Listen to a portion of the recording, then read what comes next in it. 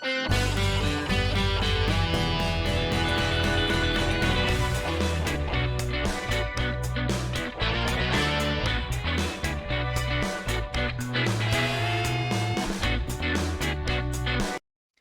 guys? Samahan niyo ako mag-react dito guys sa nakita kong video ni Mati Junyosa, yung viral ngayon dahil sa nakakuha siya ng pang-apat na pwesto sa BGT, Britain's Got Talent. Ito yung video na galing sa channel ni Kaalam PH. And bago tayo magsimula guys, inaanyayahan ko kayo na mag-subscribe sa channel ni Kaalam PH. And marami na siya subscribers, 1.5 million subscribers. Pero baka hindi pa kayo nakasubscribe. Ayan, pagkakataon nyo na mag-subscribe guys. At wag na natin pagtagalin to. At na-excite ako na mag-react dito sa napakagandang video na to ni Mati Junyosa. Paano mararamdaman ng isang Pilipino, isang lalaking dating nagtatrabaho bilang waiter sa Glasgow, isang lalaking na-eliminate sa Idol Philippines noong 2019, na biglang malalaman niyang ang dalawang hukom ng Britain's Got Talent ay parehong pinindot ang golden buzzer para sa kanya sa iisang season? Grabe no, dalawang hukom. Yung pumindot ng golden buzzer. Paano posible na ang isang Pilipino mula sa isang bansang hindi pa kilala sa pandaigdigang singing competition scene sa ganitong antas ay makakarating sa Grand Final ng BGT 2026 at makakakuha ng 764,000 views sa loob ng 24 na oras pagkatapos ng kanyang semifinal performance? Grabe. Viral kagad siya, no? Daming nanood. Paano nararamdaman ng milyon-milyong Pilipino sa buong mundo na nanonood sa isang kababayan nila sa isang British primetime television show na ang kanilang puso ay pumupuno ng pagmamalaki sa bawat nota na inaabot ni Mati? At bakit, kahit natapos siya sa ika-4 na pwesto sa Grand Final, ang mga eksperto sa entertainment industry ay nagsasabi Yung pormahan ni Mati, parang ano siya, no? Sa tingin ko, idol na idol niya talaga si Prince. Kasi si Prince, parang passionista, di ba? Parang ganito yung mga forma. Yung buhok, yung pananamit. si Mati Junyosa ang tunay na nagwagi sa BGT 2026. Yan ang tatalakayin natin ngayon dito lang sa Kaalam PH. Para maunawaan kung gaano kahirap ang nagawa ni Mati Junyosa, kailangan muna nating bumalik sa simula ng kanyang kwento. Yan, dito ako interesado guys kung paano siya nagsimula. Hindi sa BGT 2026, kundi sa isang lugar na malayo sa mga grand theaters ng United Kingdom. Si Mati Junyosa ay isang Pilipino at ang kanyang landas patungo sa BGT ay hindi isang maayos na highway. Ito ay isang maputik, mabato at madalas na mapanganib na daan. Matalinhaga yung mga ano ni Kaalam PH, no? Okay. Ang galing ng gawa nitong video na to. Talagang maunawaan mo talaga Tagalog na Tagalog. Noong 2019, si Mati ay sumali sa Idol Philippines. Para sa maraming aspiring singers sa Pilipinas, ang Idol Philippines ay isang pangarap, isang pagkakataon para maipakita sa buong bansa ang iyong talento. Sino ba nanalo dito sa Idol Philippines? Ayan, i-comment nyo nga guys sa mga nakakaalam. Isang pagkakataon para mabago ang iyong buhay. Ngunit para kay Mati, ang Idol Philippines ay naging isang masakit na karanasan. Na-eliminate siya sa live rounds. Sa harap ng milyon-milyong manonood, ang kanyang pangarap ay tila gumuho. Para sa marami Parang traumatic pala sa kanya to, no? Yung nangyari. Yung pagkaka-eliminate niya dito sa Idol Philippines. tao, iyon ay sana ang katapusan ng kwento. Isang lalaki na nasubukan ang kanyang swerte sa isang talent competition at nabigo. Ngunit si Mati ay hindi ang uri ng taong sumusuko. Pagkatapos ng Idol Philippines, lumipat siya sa Glasgow, Scotland. Hindi para Mukhang ang palaban to si Mati talaga. Mahilig siya mag-compete, no? Sumali sa mga singing show. magpatuloy ng kanyang singing career, kundi para magtrabaho. Naging waiter siya sa isang restaurant sa Glasgow, isang Pilipino sa isang bansang malayo sa kanyang pamilya. Nagtatrabaho ng husto, nagtitiis, at nagtatago ng isang pangarap na hindi pa niya kayang isuko. Ang pangarap Sinabay niya yung pangarap niya, yung pag-abot sa pangarap niya sa pagtatrabaho. Habang nagtatrabaho siya, nag-aaral din siya. Ano nga yung kurso niya sa yung kinuha niyang kurso about sa music, parang ganon. na isang araw ay maririnig ng buong mundo ang kanyang boses. At sa Glasgow, sa gitna ng kanyang trabaho bilang waiter, patuloy siyang nag-aral ng musika, Glasgow. patuloy siyang nag-practice, patuloy siyang naghihintay ng kanyang pagkakataon. Isipin mo ang sitwasyon ni Matty nang mag-audition siya sa BGT. Meron ba siyang official na channel? Ayan, kung meron ba siyang YouTube channel or Facebook? Ayan, i-comment nyo nga guys para mabisita natin. Makita natin yung mga latest upload niya doon. 2026. Isang Pilipino sa isang British talent competition. Isang lalaking ang karanasan sa major competitions ay isang elimination sa Idol Philippines noong 2019. Isang lalaking ang trabaho ay naglilingkod ng pagkain sa mga tao, hindi nagtatayo sa mga entablado para kumanta para sa kanila. Mukhang siya masiyahin, jolly. Ano ang inaasahan ng mga tao sa kanya? Ang katotohanan ay hindi marami. Ngunit nang tumayo si Matty sa entablado ng BGT auditions, nang buksan niya ang kanyang bibig at kumanta, nagsimulang magbago ang lahat. Si Simon Cowell, ang notoriously analytical industry veteran, Notorious. Maraming galit na Pinoy dito kay kay Simon eh. Kasi nga naman ilan na yung sumali na Pinoy 'di ba sa laging lumalagpak pagdating dito kay Simon ang lalaking kilala sa sa buong mundo finals. sa kanyang mataas na pamantayan at mabilis na pagpuna, ay gumawa ng isang bagay na hindi niya madalas gawin. Pinindot niya ang golden buzzer para kay Matty Junyosa, isang Pilipinong waiter mula sa Glasgow. Humanga din naman siya kay Mati, pero sa tingin ko mas matimbang sa kanya yung yung nanalo, yung choir, Ngunit hindi pa doon yung natatapos ang kwento. nag-champion. Dahil sa semifinals, may nangyari na nagpabago ng lahat. Si Amanda Holden, isa pang hukom ng BGT, ay gumawa ng isang bagay na hindi pa nangyayari sa buong kasaysayan ng modernong broadcasting format ng franchise. Lalim nun ha. Hindi pa nangyayari sa buong kasaysayan. Yung pagpindot ng golden buzzer ni Amanda. Okay. Pinindot niya ang golden buzzer para kay Matty.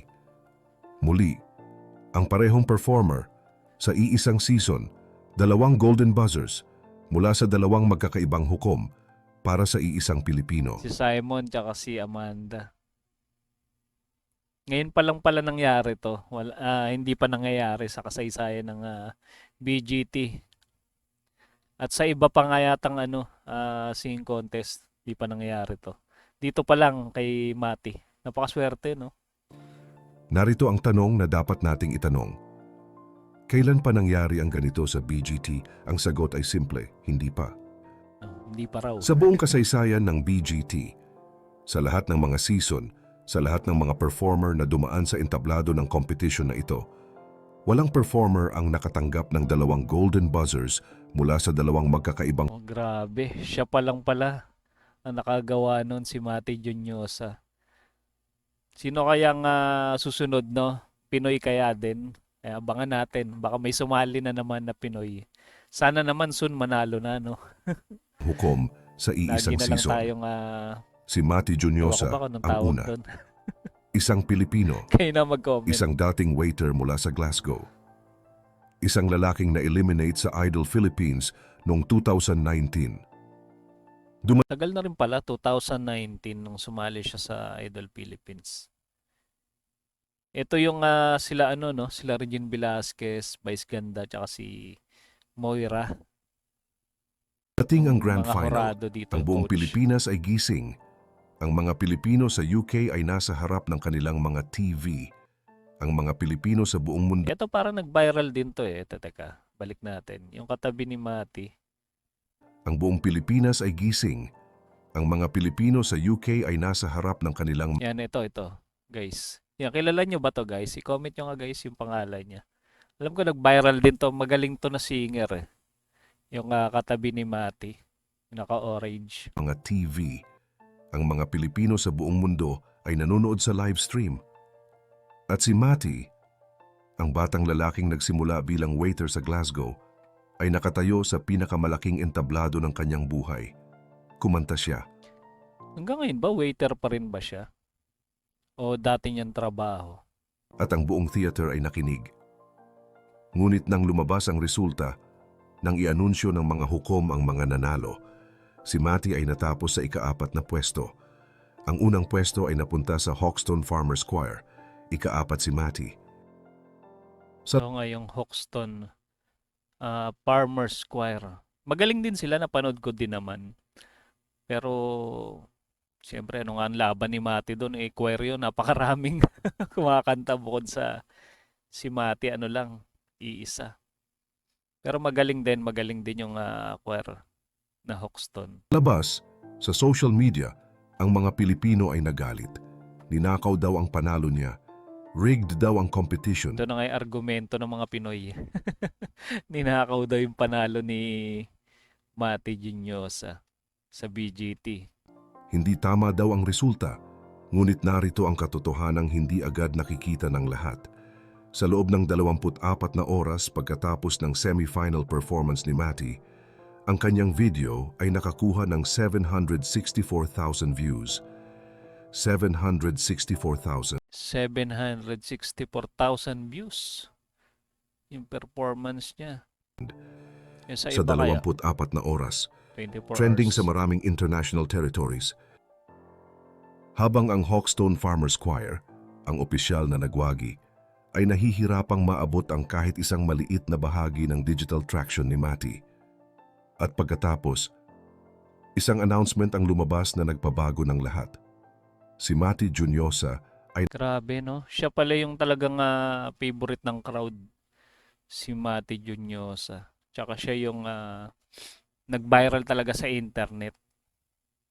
Kumpara dito sa Hoxton Choir. na-cast sa West End production ng Jesus Christ Superstar sa London. Bilang Anas, isang leading role. Ayun, kinuha pala siyang isa sa mga karakter ng isang teka ulitin natin. Lumabas na nagpabago ng lahat. Si Mati Junyosa ay na-cast sa West End production ng Jesus Christ Superstar sa London. Ayun, isang parang teatro yata to. Sa London. Bilang Anas, isang Si leading role Anas. sa isang premier West End production. Yun yung gaganapan niya, si Anas. Ang announcement ay lumabas agad pagkatapos ng Grand Final. Ibig sabihin, habang ang publiko ay nanonood sa Grand Final at naghihintay ng resulta, ang mga taong nasa pinakamataas na antas ng British entertainment industry ay matagal nang Marami din nagsasabi, dito lang naman natalo si Mati Junyosa sa BGT. Pero maraming nagbukas na opportunity sa kanya. Marami nag-o-offer yata sa kanya ng mga magagandang projects. siya. Si Mati Junyosa ay kanila na. Sa kabila ng ika-4 na pwesto, sa kabila ng lahat ng ingay at kontrobersya tungkol sa resulta, ang katotohanan ng sitwasyon ni Mati ay ibang-iba sa inaakala ng karamihan. Una, ang West End contract. Ang pagkuha ng isang leading role sa Jesus Christ Superstar sa London ay hindi isang maliit na bagay. Ang West End ay ang pinakaprestihiyosong theatrical destination sa buong mundo. Pinakasikat pala yun, no? Ang mga artista ay nagtatrabaho ng maraming taon, nagdo-dozens ng auditions, nagtatayo sa libu-libong rejection bago makakuha ng isang West End role. Grabe. Tapos kay Mati, ganun-ganun lang, no? Parang nung napanood lang siya dito siguro sa sa BGT, talagang napabilib niya yung mga head o di kaya mga bossing nung na yun. Parang production. At si Mati, sa kanyang Kinuha unang siya major kaagad. international exposure sa BGT 2026, ay agad na nakakuha ng isang leading role. Oh my God! Wow! Iyon ay hindi Leading role pa. Di ba? Hindi biro yun ah. Galing. aksidente.